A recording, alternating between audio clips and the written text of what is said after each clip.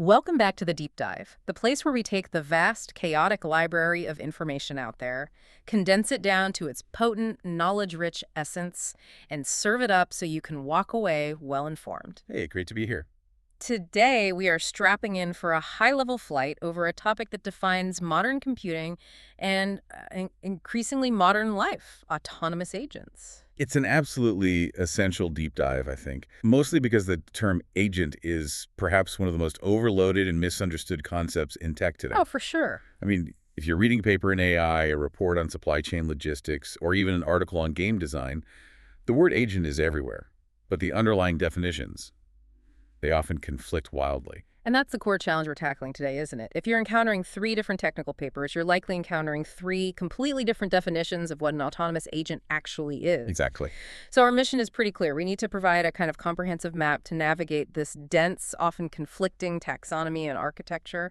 Exactly. We're moving beyond the simple, sort of surface-level idea of a piece of smart software.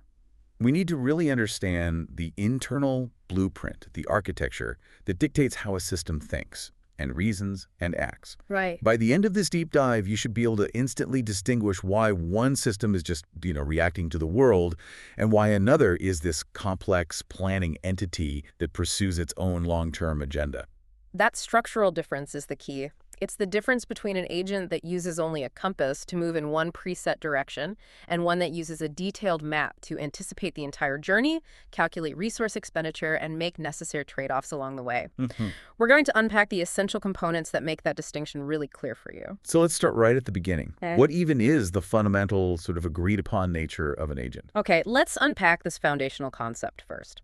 The confusion often starts with the everyday, non-technical understanding. I mean, at its core, what makes an agent in the real world? Well, the standard dictionary meaning is very simple, and we all get it. It's an entity that has the authority or ability to act on behalf of another. Like a real estate agent. A real estate agent, Yeah. a travel agent, a literary agent. They operate on your behalf, often with a lot of independence, but their actions are fundamentally tied to your goals and instructions. Right. But when we transition that concept to the computational world, that authority gets replaced by autonomy, and the definition just explodes into this sheer variety. We move from an entity acting on a human's behalf to something that's defined purely by its programming and its relationship to an environment. Precisely. And because researchers couldn't really agree on whether an agent needed, say, feelings or beliefs to qualify, they settled on what's called the weak notion of agency. Okay. And this established the technical baseline. It defines the four core characteristics that most people agree on, no matter how complex the agent is. We call these the core four. These are the essential building blocks for understanding any autonomous system, then. The minimum requirements for getting the agent label. Let's start with the one that gives the system its name. So the first is non-negotiable, autonomy. An agent must be able to operate without constant, step-by-step human intervention. It has to initiate actions based on its own internal state or its perceptions or its goals. Not just be a subroutine that has to be manually triggered by a user for every single step. So it's not merely executing a script when you tell it to. It's deciding when and how to execute that script, or even if it should. Exactly. It possesses initiative. Got it. What's number two? The second characteristic is social ability. This just means the agent has to interact with other agents or systems. They don't exist in a computational vacuum. They have to communicate to coordinate actions, share information, negotiate resources, or achieve joint goals, usually using some kind of defined communication language. Okay, that makes sense. And the third one, that focuses on its interaction with the environment, right? Reactivity. Yeah, reactivity defines its ability to respond in a timely and appropriate way to changes in its environment. So if the world state shifts, a user saves a file, a network connection drops, a temperature sensor spikes, the agent has to sense that change, figure out what it means, and adjust its behavior or take an action in response. It keeps it relevant in a dynamic world.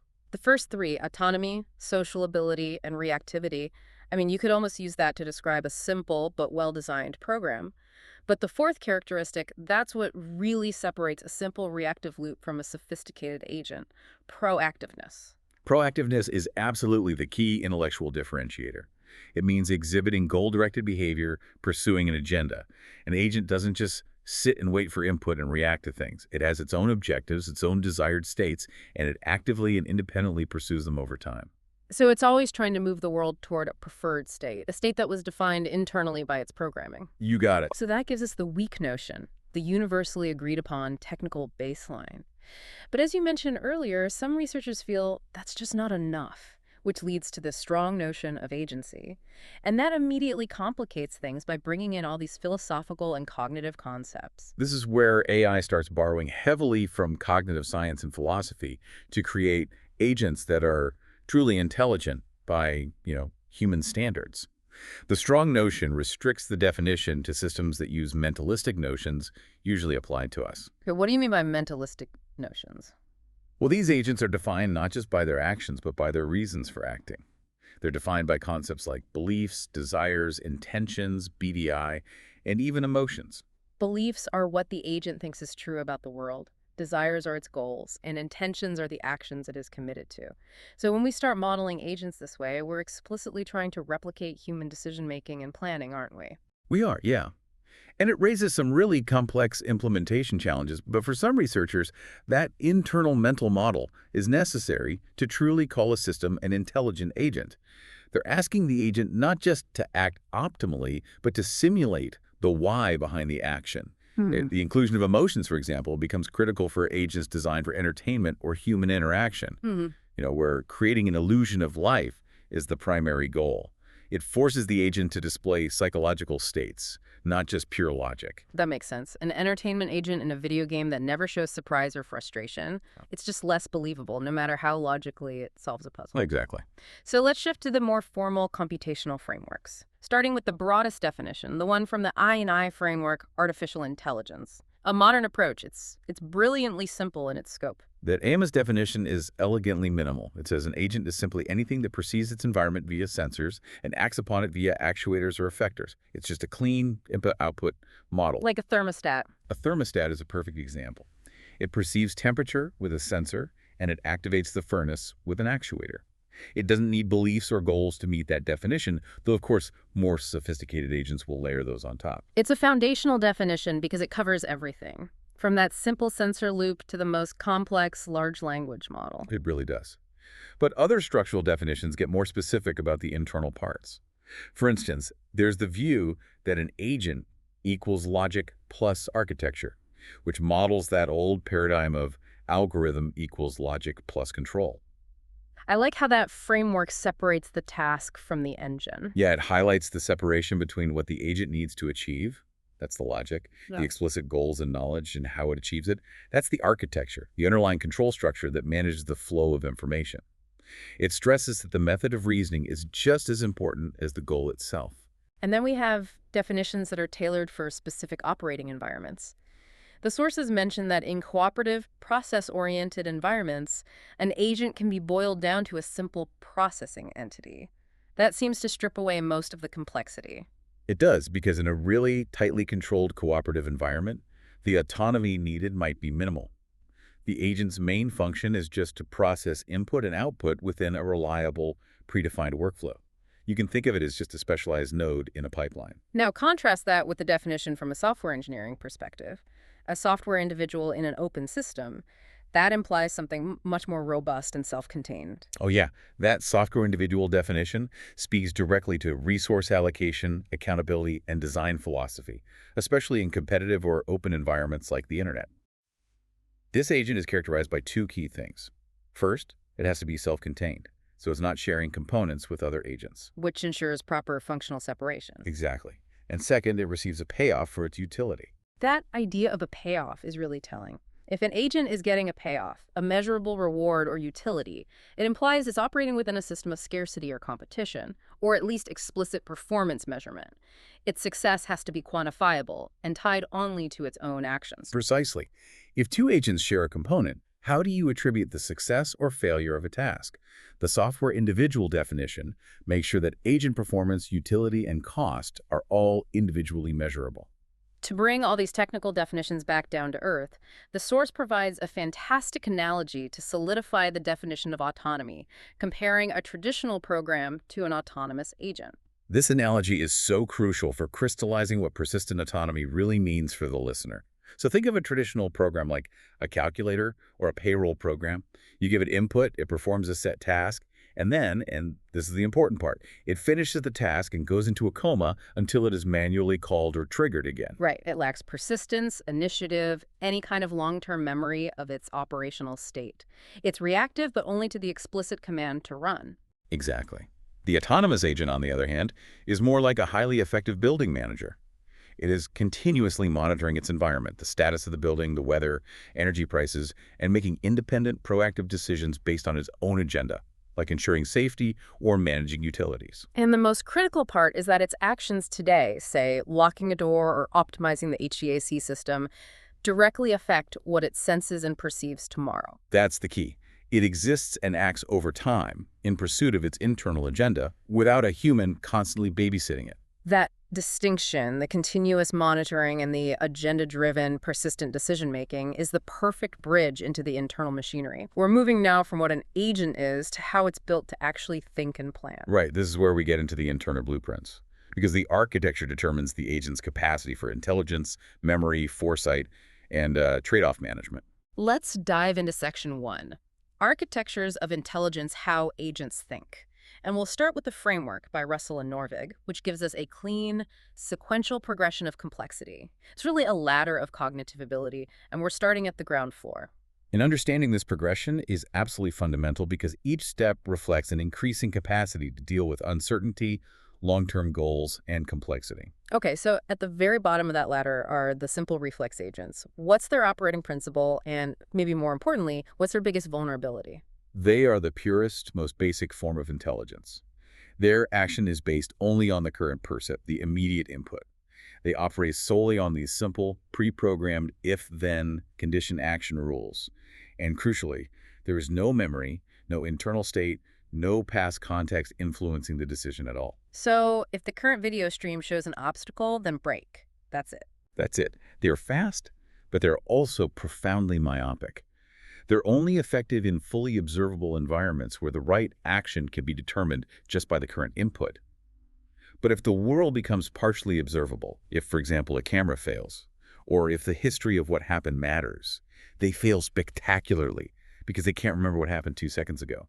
They lack a world model. Which brings us to the crucial upgrade, the first real step in complex autonomy: model-based reflex agents.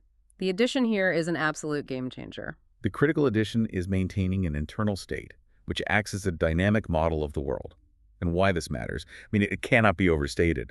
It allows the agent to handle partially observable environments by tracking unobserved aspects.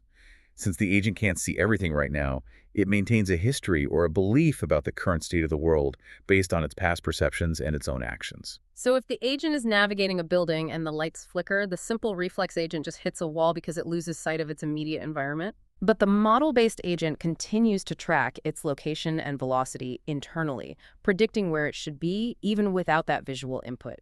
It keeps a mental map that's updated over time. Precisely. The model-based agent knows how the world evolves on its own, things like gravity or friction, and how the agent's own actions affect the world. This internal model gives it the necessary context, moving it beyond just immediate reaction to sustained operation. Climbing higher on the ladder, we reach goal-based agents. These agents start looking toward the future. How do goals fundamentally change their decision-making process compared to just maintaining an internal model? Here, the agent introduces the concept of future success. They use desirable goal information, the state they want to achieve, to explicitly evaluate multiple action possibilities. They don't just ask, what is the current state? They ask, if I take action A, where will I be?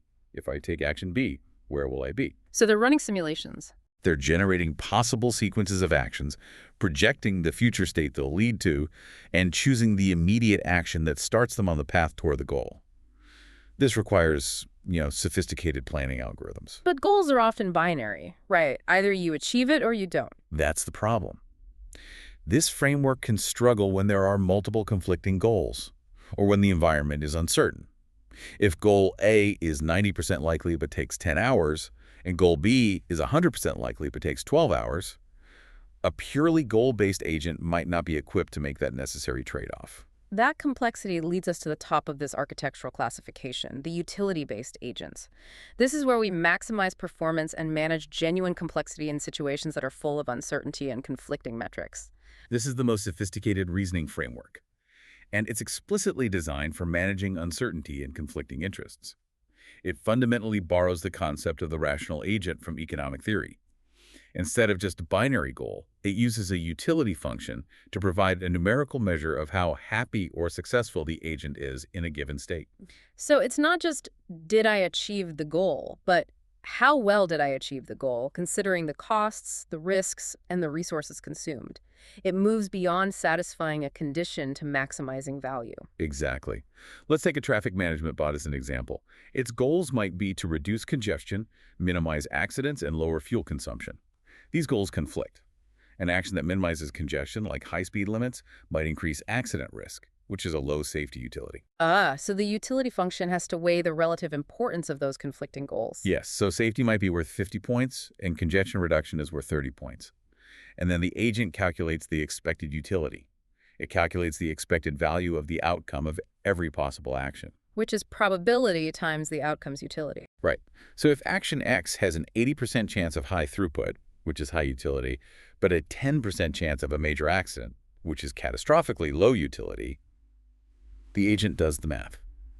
It then chooses the action that yields the highest expected utility, allowing it to make rational trade-offs. It's optimization in its purest sense. Which makes it the necessary architecture for messy, real-world scenarios. It is, which is why most complex planning agents, from advanced robotics to financial trading bots, are fundamentally utility-based. They have to manage risk and reward simultaneously. Okay, so finally we have the fifth type in this classification, learning agents. And these are defined not by what they know, but by their specialized internal structure for achieving self-improvement.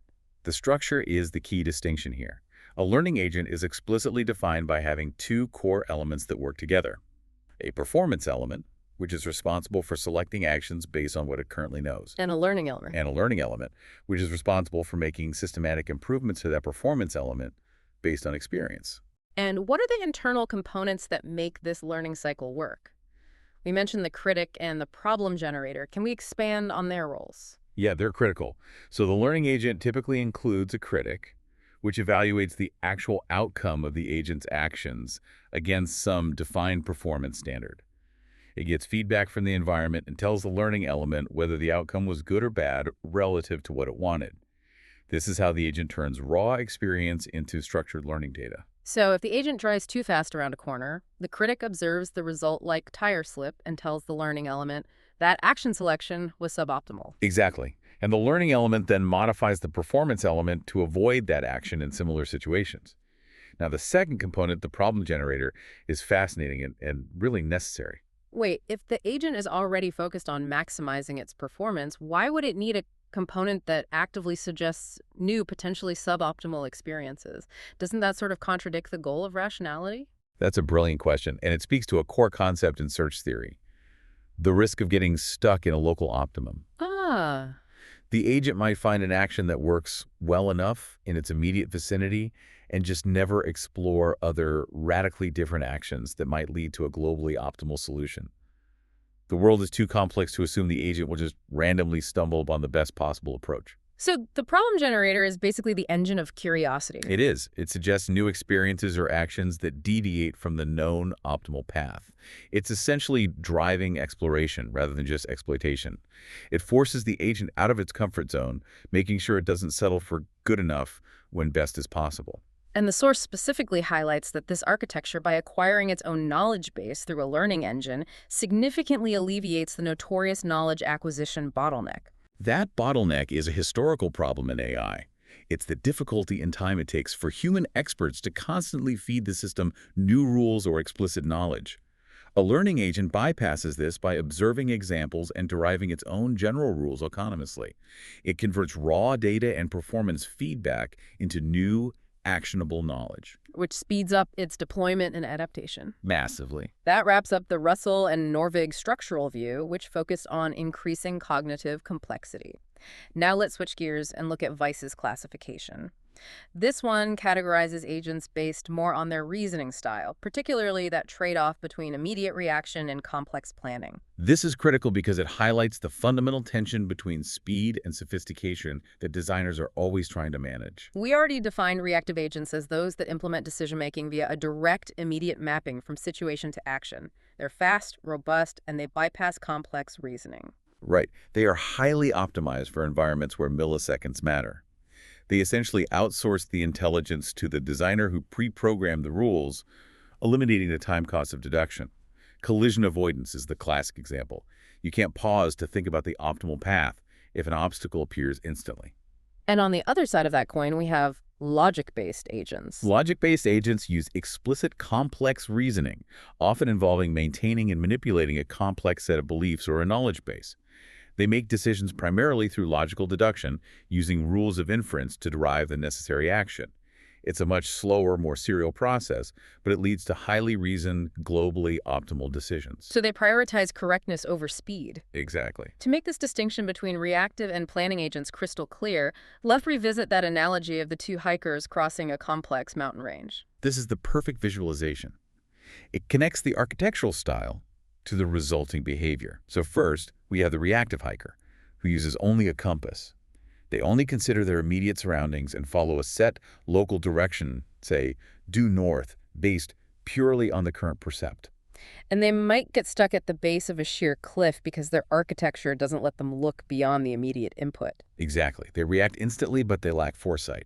And then you have the planning hiker, With a map. with a detailed map. Yeah. This hiker looks ahead, anticipates terrain changes, calculates the total effort, and chooses the most efficient path, the globally optimal path, before even taking the first step. This agent is deliberative and logic-based. It takes a lot of time to calculate the itinerary, but the result is a guaranteed better overall performance across the entire journey. That perfectly illustrates the trade-off. Fast, local responsiveness versus slow, global optimization. Now, within this reasoning context, we have to talk again about the belief, desire, intention, BDI agents. They seem to be a structural embodiment of that strong mentalistic notion of agency we discussed earlier. BDI architectures are a standard for creating planning agents that are both rational and stable. They focus entirely on how these agents manipulate data structures that represent beliefs, what they know, desires, the goals they could pursue, and intentions, the actions they have committed to. And the crucial functional insight here is the concept of commitment tied to intentions, right? Absolutely. The BDI cycle isn't just about choosing the next step. It's about managing commitment and stability. Once an agent commits to a plan by turning a desire into an intention, it sticks to that plan, even if its beliefs about the environment change slightly. So it prevents the agent from falling into decision paralysis, where it's constantly recalculating the optimal path every millisecond. Exactly. If the agent intends to build a house, it doesn't suddenly stop laying the foundation just because the price of lumber fluctuates a little. It commits and proceeds unless the belief change is so drastic that the plan becomes impossible or non-viable. And that stability is essential for collaboration. You need to know that your teammate agent will follow through. Or the whole multi-agent system falls apart. Finally, within this structural classification, we have layered architectures. And given that tension between reactive speed and deliberative foresight, it makes perfect sense that designers would try to combine them. Layered architectures are the engineering solution to that trade-off. They tackle complexity by using various software layers to reason about the environment at different levels of abstraction. Can you give us a functional breakdown of how those layers typically operate? Think of it as a hierarchy of intelligence. You might have a bottom layer dedicated solely to immediate, fast, reactive control like maintaining balance or avoiding obstacles in real time. This is pure speed. Above that, you've got a middle layer for short-term task execution and sequencing. And at the very top, you have the deliberative layer, which is slow, logic-based planning for long-term mission goals. And the classic example mentioned in the sources uses subagents as individual nodes or layers. That refers to the subsumption architecture, which is a highly influential model. In this setup, the lower, simpler layers subsume or take over control if an immediate physical threat or a low-level requirement arises. They override the higher-level, slower, deliberative layers. So if the top layer is planning a complex maneuver, but the bottom layer detects an immediate drop-off, The reactive layer instantaneously takes command to prevent the fall. This gives you the best of both worlds. Reactivity for safety and planning capability for mission success, all managed structurally. it's clear that the internal architecture is the true determinant of an agent's behavioral possibilities. The blueprint is the intelligence. So now that we understand the internal engines, let's look at the external roles, what these specialized types are actually designed to do and where they live in the real world. Let's transition into Section 2, specialized types and roles. We're moving from the cognitive structure to the job description and the environment. We'll start with how agents handle adaptability, looking at the spectrum from agents with fixed rules to those that constantly learn. At the low end, we have vivid agents. Vivid agents are defined by a static knowledge base and behavior dictated by fixed action and reaction rules. They're essentially highly reliable, but they don't learn. They're specialized systems. They perform their assigned tasks consistently, but if the task or environment shifts outside the boundaries of those fixed rules, the agent can't adjust. So they're robust in predictable, closed environments, but they break down in open, evolving systems. Precisely, which is the necessary counterpoint to the adaptive agent. Right. What makes their learning mechanism functionally distinct? Adaptive agents are defined by their capacity to learn by observing and perceiving their environment, and crucially, using that input to change their behavior in specific unforeseen situations. They use mechanisms like the learning elements and critics we discussed to modify their internal model or their decision criteria based on new experience. This makes them significantly more robust in open systems like the internet or a dynamic factory floor. And when designers realized they needed both the speed of a reactive agent and the foresight of a deliberative one, they created the hybrid agent. Yes, hybrid agents are systems that consciously integrate multiple styles, specifically reactive, deliberative, and cooperative behaviors, into one cohesive architecture. They are the workhorses of complex domains like robotics or large-scale scheduling, where you need long-term optimization and immediate obstacle avoidance at the same time. They manage that internal conflict between speed and planning. They do. Moving on to agents specialized for human interaction. We have types that focus on simulating humanness to facilitate better collaboration. First up, anthropomorphic agents. These agents are explicitly designed with human-like traits or personas. They might have a face, a voice, a name, defined mannerisms, all specifically to facilitate interaction. The goal is primarily to make the system approachable and intuitive for the user, leveraging our natural tendency to interact with things that resemble us. Like a digital assistant with a specific character profile. Exactly. But then we have the closely related but distinct type, believable agents, often used in entertainment. Believable agents, used a lot in cinema, games, or VR simulations, prioritize creating an illusion of life. And they achieve this not just through looks, but through the convincing display of emotion. They exhibit mood, fear, surprise, or joy to make their behavior predictable and understandable from a human psychological standpoint, even if their underlying logic is simple. That's a fascinating design distinction. The utility function of a believable agent isn't to compute the optimal solution. It's to maximize the user's emotional immersion and engagement. Precisely. They have to fail believably or succeed with appropriate digital exuberance just to maintain the illusion.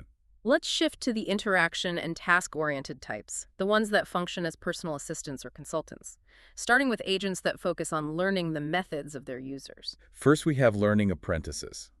These function as interactive consultants. They learn general rules by observing and analyzing the problem-solving steps of their expert users.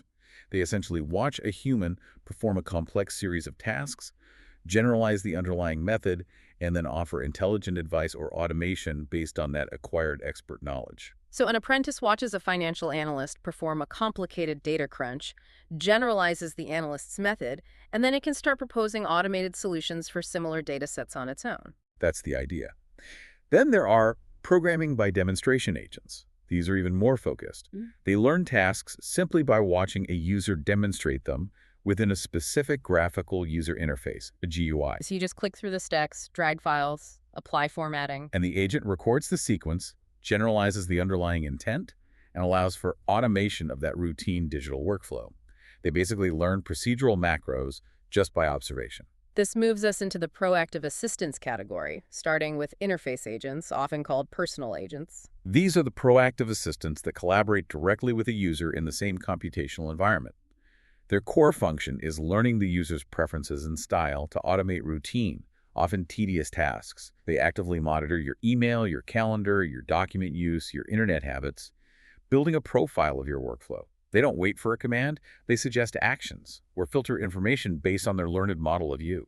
And the combination of all these desirable characteristics leads us to the smart agent. This isn't really an architecture, but more of a functional classification. The smart agent represents the ideal combination of functional traits. It's a highly capable system that integrates three main abilities: It is simultaneously adaptive. It learns and changes its internal model. Cooperative. It works well with other agents and humans. And proactive. It acts on its own agenda. This is the definition you often hear applied to advanced systems managing highly complex, open systems, like logistics networks or industrial control systems. Now let's address the environment itself. Agents are also classified by where they live, the type of world they interact with, starting with situated agents. Situated agents are defined strictly by their physical existence within a real physical environment. They are fundamentally constrained by physics. They interact directly with the world via percepts, which are physical inputs like light and temperature, and actions, which are physical outputs like movement or applying force. A robot on an assembly line is a situated agent. In contrast, what about the more common desktop agent? Desktop agents execute locally on a single computer. Their environment is limited to the user interface and the operating system. They primarily notify the user of the results of their actions, or maybe perform background processing tasks like cleaning up temporary files. Their sensory inputs are limited to things like file system changes, application statuses, or keyboard and mouse commands. And then we have the fascinating concept of the softbot, or software robot. They live in a purely digital world. Softbots are agents that inhabit and interact only with purely software environments, like a cloud infrastructure, an operating system, or the internet itself. They don't deal with physical space at all. Their sensors are system commands like ELS to list files or BWD to sense the current directory. And their effectors are also operating system commands like MV to move a file or compress or delete to act upon that software world. So they're fundamentally automating digital file management or system administration tasks. That's what they do. This neatly separates agents based on whether their environment is physical or purely digital. We also have classifications based on their ability across networks. Mobility is key for optimizing distributed computational resources. Mobile agents are systems that are capable of transporting their code, their necessary execution environment, and their current state, their whole operational context, across a network to execute on a remote host. What's the practical advantage of that? I mean, why move the code instead of just communicating remotely? They move their processing power to the data source. That's the advantage. This is crucial for massive data processing on remote servers or working in areas with intermittent connectivity. Instead of sending huge amounts of raw data back across a slow network to a centralized processor, the mobile agent transports itself, processes the data locally at the source, and then sends back only the small, refined results. So it optimizes network traffic dramatically. Yes. And the counterpoint is the static agent, which remains fixed on the system where it began execution. Most traditional server-side applications, then. Right. It stays put. It might communicate remotely, but its core execution location is fixed. Let's look at agents defined by their task focus. First, the ubiquitous information agents. These are essential in our age of data overload. Information agents specialize in accessing multiple, disparate sources, and then collating, manipulating, filtering, and synthesizing massive amounts of data to answer user queries or synthesize complex reports. They are the digital librarians, the search engines, the research assistants of the computational world. And a very specialized communication type, typed message agents. This definition seems centered entirely around protocol and community standards. It is. Typed message agents are defined by their required participation in a community that exchanges messages using a shared, application-independent protocol, often cited as KQML knowledge, query, and manipulation language. The focus here is not on the architecture or the task, but on ensuring seamless communication. The emphasis is on peer-to-peer interaction, where agents interact as equals using a standardized language rather than those hierarchical client-server models. And finally, we turn to the collective. When agents stop being individuals and start becoming a coordinated society, we enter the realm of multi-agent systems, MAS. MAS is a key concept for solving large, distributed, complicated problems that no single agent could tackle alone. It involves a collective of agents, and they're often heterogeneous, meaning they represent different interests or have different architectures or capabilities that interact, negotiate, and coordinate to achieve a joint goal or manage a complex simulation. Like managing the coordination of automated systems across a vast factory floor. Or simulating complex economic behavior. And within an MAS, you find collaborative or social agents. And these are designed specifically for cooperation. Their architecture is explicitly built to facilitate sharing information, negotiating tasks, resolving conflicts, and working together to achieve either shared objectives for the collective or coordinated individual objectives. That social ability we mentioned in the weak definition, it becomes paramount here. Their utility function often includes maximizing the success of the whole group, not just themselves. That makes perfect sense. I mean, if we connect this to the bigger picture, the incredible diversity in all these taxonomies just reflects the diversity in the tasks we are handing over to autonomous systems. We need everything from a fast, simple reflex agent to manage a single physical safety switch to a sophisticated utility-based smart agent to manage the entire logistical chain of a massive global corporation. And what's truly fascinating here is that every classification we've discussed, from vivid to mobile, from logic-based to type message, it's an attempt by researchers and engineers to build specialized intelligence, optimized for a narrow, demanding role. The lack of a single unifying definition just confirms that intelligence is multifaceted. The optimal architecture depends entirely on the environment, the speed requirements, and the specific performance measure demanded by the user. Okay, we've reached the synthesis point. We began this deep dive by wrestling with all these conflicting definitions of autonomy, from the core four characteristics that define the technical baseline to the philosophical weight of beliefs, desires, and intentions. And we successfully mapped out that progression of internal complexity, moving from the simple, immediate reaction of the simple reflex agent to the crucial memory of the model-based agent, up through the foresight of the goal-based agent, and finally to the trade-off mastery of the rational utility-based agent. We also crystallized the distinction between architectural styles, using that great analogy of the fast local decisions of the reactive hiker using a compass, and the slow, globally optimized path of the planning hiker using a map. The key takeaway for you, the listener, is recognizing that this immense diversity in definitions and architectures reflects the myriad of complex jobs we ask these systems to perform.